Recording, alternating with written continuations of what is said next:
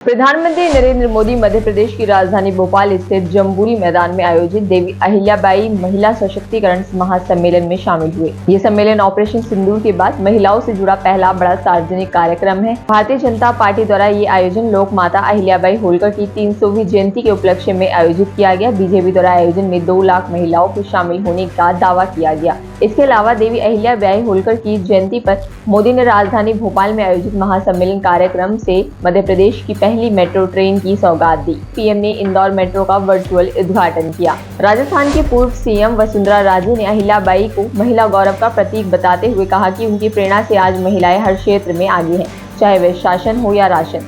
साथ ही ये भी कहा कि केंद्र सरकार के नारी शक्ति वंदन अधिनियम को अहिल्याबाई के प्रति सच्ची श्रद्धांजलि बताया। उन्होंने कहा कि महिलाएं पुरुषों के समान रास्तों पर चलती हैं, लेकिन वे कभी थकान का रोना नहीं रोती।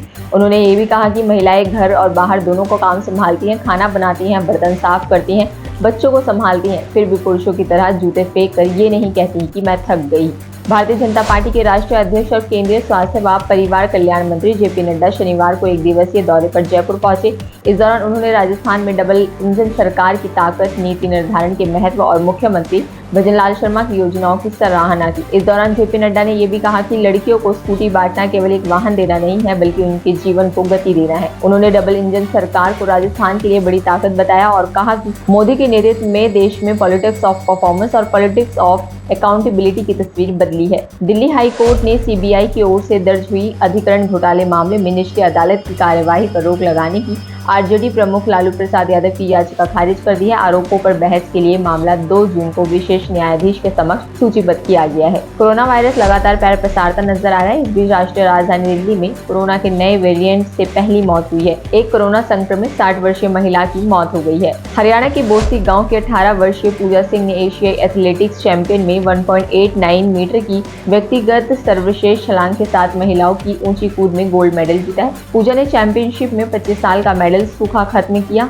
उनकी जीत ने 2000 के बाद पहली बार एशियाई एथलेटिक्स चैंपियनशिप में इस स्पर्धा में किसी भारतीय महिला ने गोल्ड मेडल जीता है। दिल्ली की सीएम रेखा गुप्ता ने आज शालीमार बाग में विकास परियोजनाओं का लोकार्पण कर जनता को समर्पित किया। रेखा गुप्ता ने कहा कि ये कदम बुनियादी ढांचे को सशक्त और जनजीवन को सुगम बनाएंगे। हर कोना बदलेगा, दिल्ली विकसित बनेगी। हेट स्पीच मामले में कोर्ट ने मऊ सदर विधायक अब्बास अंसारी को दोषी करार देते हुए 2 साल की सजा सुनाई है। जनप्रतिनिधि कानून के मुताबिक 2 साल या 2 साल से अधिक सजा मिलने पर अब अब्बास अंसारी की विधायक रद्द हो जाएगी। 2022 विधानसभा चुनाव के दौरान अधिकारियों से हिसाब किताब और देख लेने की धमकी दी गई थी। इस मामले में शहर कोतवाली ने मुकदमा दर्ज कराया गया था। कोर्ट की ओर से अंसारी के अलावा मंसूर अंसारी को सिर्फ 6 माह की सजा सुनाई गई है। मंसूर अंसारी को सिर्फ षड्यंत्र रचने का दोषी पाया गया है। बिहार में प्रशासनिक फेरबदल करते हुए सरकार ने 34 IAS अधिकारियों का तबादला कर दिया है। सामान्य प्रशासन विभाग द्वारा जारी अधिसूचना में पटना समेत कई जिलों के डीएम बदले गए हैं। ये कदम चुनावी तैयारियों के मद्देनजर लिया गया है। त्यागराजन पटना के जिलाधिकारी बनाए गए हैं, वही IAS टॉपर शुभम को गया जी का जिलाधिकारी बनाया गया है। पाकिस्तान से तनाव के बीच ऑपरेशन शील्ड के तहत बॉर्डर से सटे 6 राज्य गुजरात, राजस्थान, पंजाब, हरियाणा,